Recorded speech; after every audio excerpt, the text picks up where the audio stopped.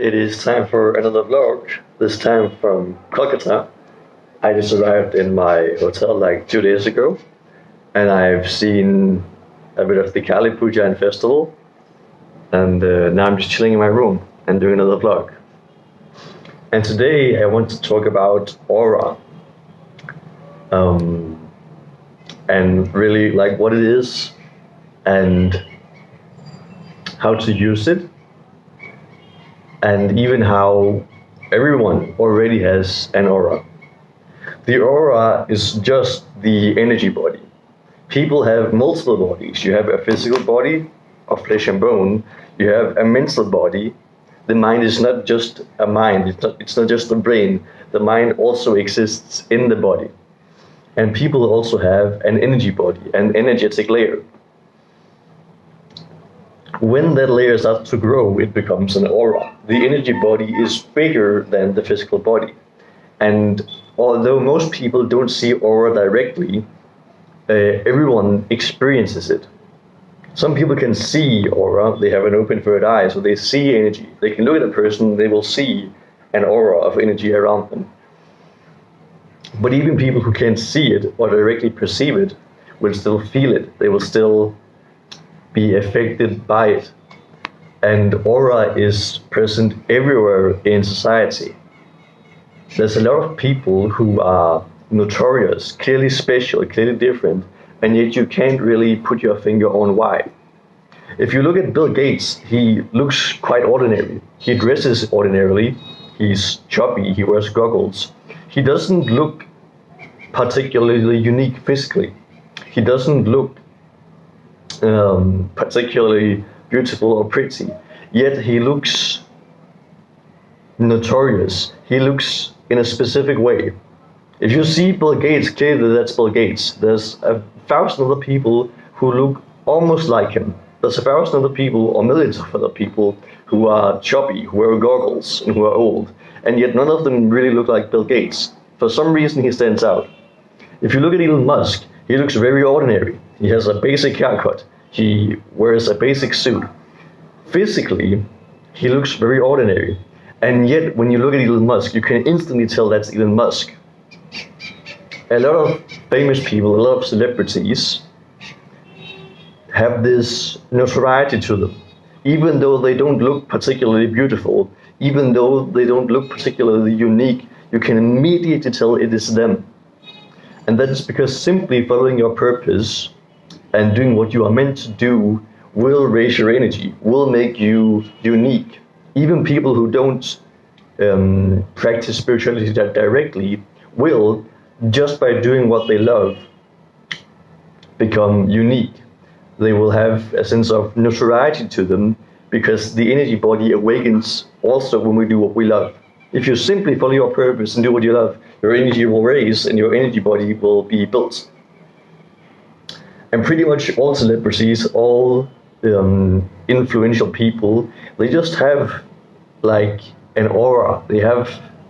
They feel different, right?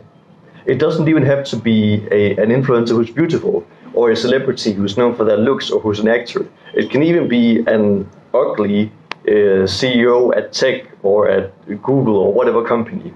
Even these people who look so ordinary, who physically speaking look just like everyone else, and yet you can immediately tell it is them. Even Steve Jobs, he literally had like, I believe, one set of clothing that he wore every single day. He would only wear blue jeans and like a black sweatshirt, or what it's called, sweater. That's all he would wear. And he was like, he was shaved, he wore goggles and a standard watch. If you look at Steve Jobs, at Elon Musk, at Bill Gates, at most like influential people who, you know, aren't physically unique, who aren't physically pretty, who aren't physically beautiful in a conventional way, and yet they are so notorious. Immediately they stand out. Physically they don't look unique, but when you look at them, you can immediately tell that is them. That is aura at work.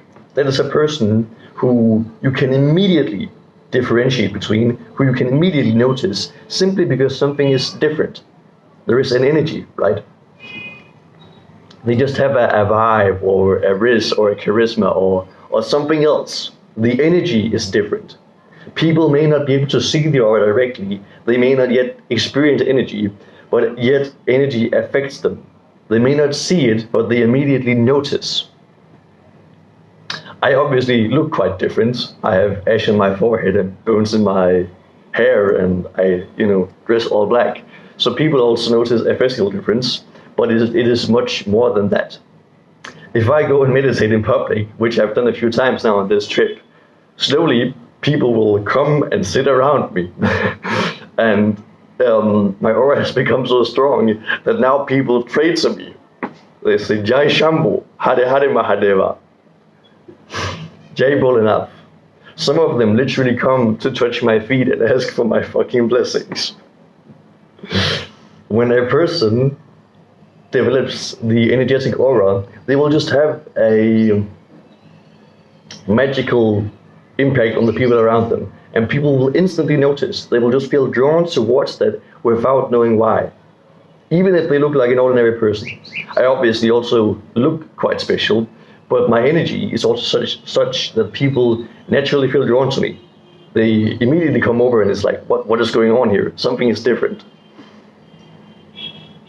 Even I went to a restaurant yesterday and the staff were just like, whoa, who is this guy? He just seems so magical. And they even gave me free ice cream as a dessert. So everyone, absolutely everyone, is affected by aura. Even if they can't see it, even if they don't directly experience it, they are affected by it, right? My aura is actually very, very peaceful. I've done a lot of Shanti Kriya. And especially when I do Shanti Kriya in public, people, they just come to me. They don't know why. They have no idea what I'm doing. I'm just sitting with my eyes closed. But the moment I start doing Shanti Kriya, people come over and they just feel peaceful. They feel relaxed near me. They feel happy near me. And they don't know why. And it's because I'm sitting and I'm going, Om Shanti, Om Shanti, Om Shanti. So aura affects everyone, and everyone has an aura. All people have an aura. Even if your aura is small, even if it isn't developed, you still have that aura. And a lot of people who don't practice spirituality conventionally or directly, simply by following their purpose and doing what they love, they will naturally get an aura. If you are a CEO at a tech company and you every day go to work, do something you love, do something you find impactful, and you show up with presence and with command, then slowly your aura also becomes commanding. Your aura becomes noticeable. If you are a baker or an artist or really anything, and you every day show up with love and passion to what you do, also you will have an aura of passion, of excitement. If you are, let's say, a doctor or you massage people, you are a healer, energy healer, then also that will shine through in your aura. When we act towards something, when we follow our purpose, that purpose is expressed in our aura. So people who just do what they love, just follow their purpose, will naturally build an aura without even, knowing how or doing it purposefully. The way to create an aura intentionally is just to visualize. I've created like a peaceful aura just by chanting the Shanti mantra and then visualizing this like purple field. And I also visualize wind that's like the soothing, like this soothing aura. And it works like magic. The moment I start to do this practice, people, they just come over. They have no idea why. They just feel drawn to me. And after I've done this aura practice, every single time, people in public will just be like, whoa, who is that guy? And just on seeing me, they will become relaxed and they will become happy. And some of them will like come and ask for my blessings. And the restaurants will give me free ice cream. So when you start to build aura, people, they just notice. They don't know why. They can't see it directly, but it affects everyone. It influences everyone. And aura can either be built just by doing what you love, pursuing your purpose, because that will raise your energy, and your aura will reflect who you are. It will reflect what you pursue, what you create. And the other way to create an aura intentionally is to visualize that. one scientific explanation for aura is that our body actually creates light.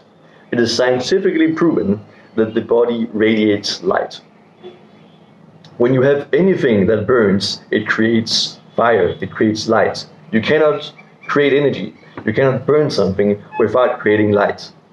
If you burn a piece of wood, you have fire, you have light. If you burn oil, you have light, you have fire, you have light. If you create energy in any way whatsoever, you create light. If you have a nuclear reactor, it creates light.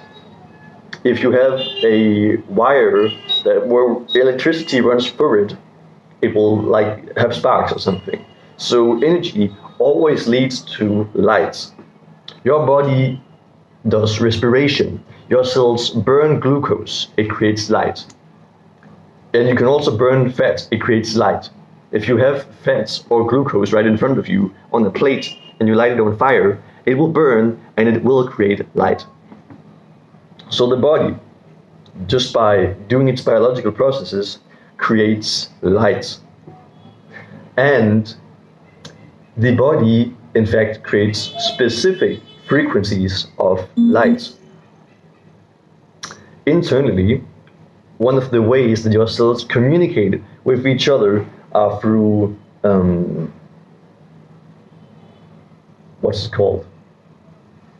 Light below the visible spectrum. You can't see it directly with your eyes, and yet it happens inside you. It's actually only like a small percentage of light that you can see. There is so much light that is like ultraviolet, or I don't know what like the lower end is called, but it is only a small spectrum of light that the human eye can see. A lot of it is ultraviolet, infrared, whatever. It is either below or above the spectrum of what you can see. And some of these lower frequencies the body uses to communicate. So let's say one cell is in distress. It is in pain, or there is, some invader. There is some kind of harmful thing going on. So this cell will create light in a frequency that is specific and signals danger. And that will put the rest of the body in a danger response and then help heal that injury. So, and this is scientifically proven. This is not some hippie mumbo jumbo. This is not bogus. It is scientifically proven that the body, depending on internal state, will create a specific frequency of light to communicate within the body. Science hasn't studied like this and proved there is an aura yet, but it has proven so far that the body creates specific frequencies of light, depending on its internal state, to signal within the body, and that this light affects the body. And it has also proven that some of this light does escape the body. You can take a picture of a person, and you can study the I was about to say subatomic, not subatomic.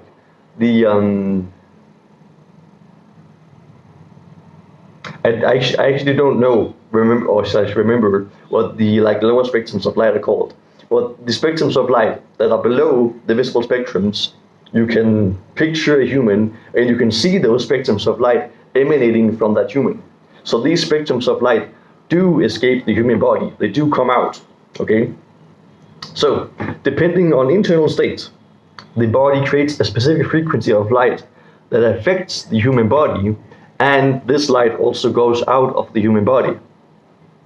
Now, obviously, if the light I produce inside my own body can affect my own body, and it goes out of my body, then what stops that light from affecting other people? So see, the body actually communicates with light. When you are near a negative person, obviously you also start to feel negative, right? The emotions other people have rub off on us. If you are with a person who is joyful, who is peaceful, who is relaxed, who is confident, then that also rubs off on you. And some of that literally happens with light. A confident person will have a confident light. They will have a frequency of light invisible to the human eye. You can't see it directly, but that light shines from your body. and within your body, and it affects other people. That is one possible explanation for aura, that whatever you feel inside, whatever your internal state is, whatever your thoughts, whatever your beliefs, whatever your internal emotions are, that literally causes your own body to produce a specific frequency of light that then affects other people.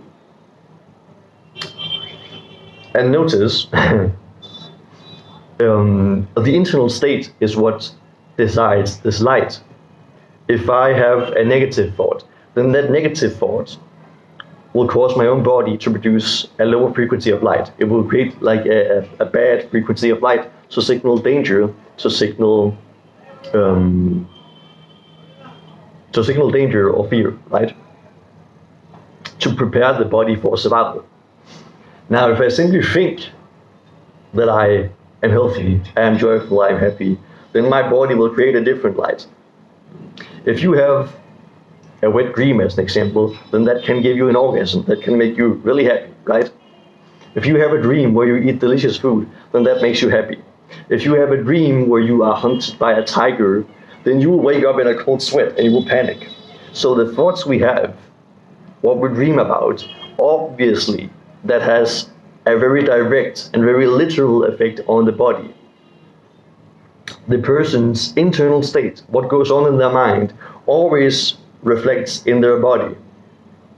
If you simply meditate and say, I am at peace, I am happy, I am joyful, then that becomes your body. That is what you do with a mantra. You brainwash yourself into having a certain internal state which then reflects in your body. If you sit down and you say Om Shanti, Om Shanti, Om Shanti for half an hour, then you will brainwash yourself into being peaceful. And certainly that will reflect in your body and in your aura. So really, the aura is just the expression of the energy body, which can also be explained scientifically by the fact that our body does produce invisible spectrums of light used to communicate internally, which affect the body, and which also exit the body and affect people around us. Depending on what you believe, on what you think, on what you have inside your mind, your body will create a certain frequency of light, a certain aura. Your internal state creates an aura around you. Scientifically, this can be proven with, the light that our body creates. And in the system of yoga, this has been known for a very, very long time. That the internal state, what you believe, what your energy is, that creates a specific aura, a specific energy. And aura can be used for pretty much everything. And aura is really also the law of karma. The law of karma is that we meet what we are. Every action has a reaction, right? If I show up in the world with hatred and negativity, then surprise, other people will also treat me like shit. If I show up in the world and I'm happy and I'm joyful and peaceful, then everyone will also be my friend. Everyone will love me.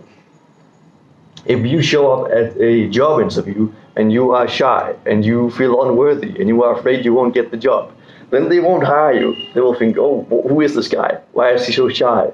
He will not be a good fit. If you show up and you think, I'm worthy, I'm incredible, I can do anything, I'm perfect for the job, then obviously they will hire you. So whatever you think about yourself always comes true. People just react to you. If you say, I am peaceful, I am happy, I am joyful, and if that becomes your internal state, if that is what you truly believe, if it's what you truly feel, if that is what you recognize yourself as, and it is what you truly are, then that will be your aura, that will be what people feel when they meet you, and that will be how they respond to you. If you are afraid that I'm socially anxious, and I can't make friends, and I'm weird, and no one loves me, and no one likes me, then surprise, that will be your aura. You will have the aura of a wimp, you will have the aura of a lonely weirdo, and that used to be me. And surprise, when people then meet you, and when they feel that aura, then they respond in the same way. They'll think, who is this guy? Why is he so shy? Why is he so weird? And then they won't want to be your friend. If you think, I am worthy, I can do whatever I want to, I am strong and capable, and if there is something I can't do, I'll just learn. I can figure anything out and I can do whatever I put my mind to. If you show up at a job interview with that attitude, then obviously they will hire you. They are just responding, reacting to your internal state, to your aura, and to the energy you project to the world. If you think, I'm unworthy, I can't work hard, I'm incapable, then who will hire you? Who will want to work with you?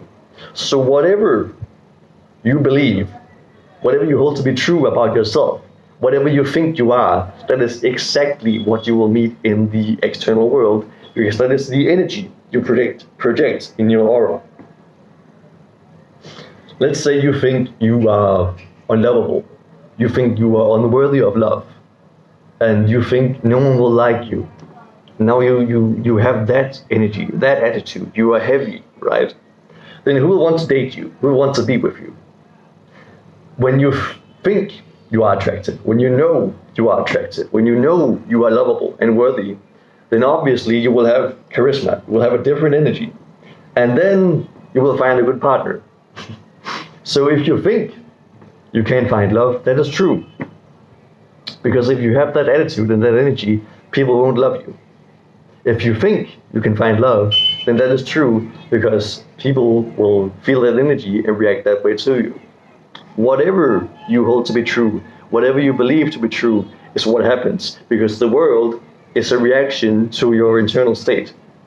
The ultimate truth is that you are God, and this is just a dream. In a dream, whatever you believe is true comes true. If you believe you can fly, you can fly. If you believe you can't fly, you can't fly. If you are afraid of monsters in a night, then you will have a nightmare. If you have a lucid dream and you're like, oh shit, I'm afraid of monsters, then what will happen? You will see monsters. So whatever you believe comes true. If you believe in something negative, if you think about something negative, then that comes true. If you believe in good things, then those also come true. Ultimately, life is just a dream, and the physical world is a reaction to your internal state. The other humans are also real, the other egos are also real, relatively speaking, but ultimately, the entire world that you meet is just a reaction to what you think you are. Particularly in India, people live in alternate realities, okay? Me and my friend were joking the other day that, like, the rich people in India, they don't even live in India. They live in skyscrapers and luxury restaurants and like deluxe cars. You never see a rich person on the streets. So really, both people may be living in India, but like the poor person and the rich person experience completely different realities, okay? That's obviously in like a dystopic way, because Indian society has become so separated. But realize even that is the law, that the world is a reaction to what we believe. People may live in the same country, but they experience alternate realities. They experience separate realities, right? One person lives in India and they experience a life of luxury. One person lives in India and they experience a slum. So really, like, the actual physical circumstance, the actual place you are, doesn't matter. Who you are is what matters. Because ultimately, once again, the external world is just a reflection of your internal state. So that's aura in a nutshell. It is just the energy body, and that always manifests around you. The simplest way to do it is just to pursue what you love, because then you become an expression of what you love. A person who just pursues their purpose, even if they aren't directly spiritual, even if they don't do any practices, even if they don't meditate, a person who just does what they love will have that shine through in their aura. The other way to do it is to purposefully meditate and visualize a certain aura, or do a kriya or practice, and then that will also manifest an aura. And even though people can see it, everyone is affected by aura. And ultimately, life is just a reflection of our internal state.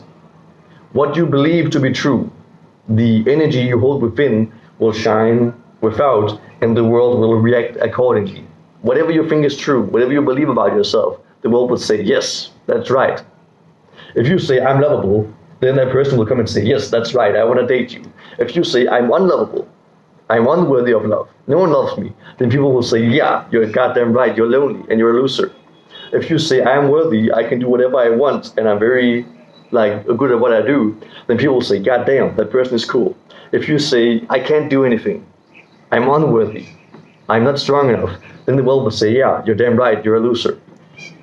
Whatever you believe about yourself, the world will always react to and confirm as true. Because ultimately you are God, life is just a dream, and we always get what we believe in. So, be careful what you think. And do what you love. Follow your purpose, make an aura. Or if you want a specific aura, then visualize one. Just sit down for 10 minutes and visualize what you want. Maybe you want a fierce aura where people are a little bit afraid of you. I have that as well, so people respect me. Maybe you want a healing aura so the people around you start to heal. Maybe you want a wealthy aura that inspires other people, that fills them with confidence to do what they love. Maybe you want a really playful aura. Maybe you want to be a comedian, and comedians have so much aura. People who are influencers, people who are in the business or the purpose or the act of entertaining or of engaging with people, those people very naturally create a very strong aura, accidentally. But yeah, that's aura in a nutshell. And this has been the first vlog from Kolkavlog, and me and Kali have been happy to have you here. Jai Ma.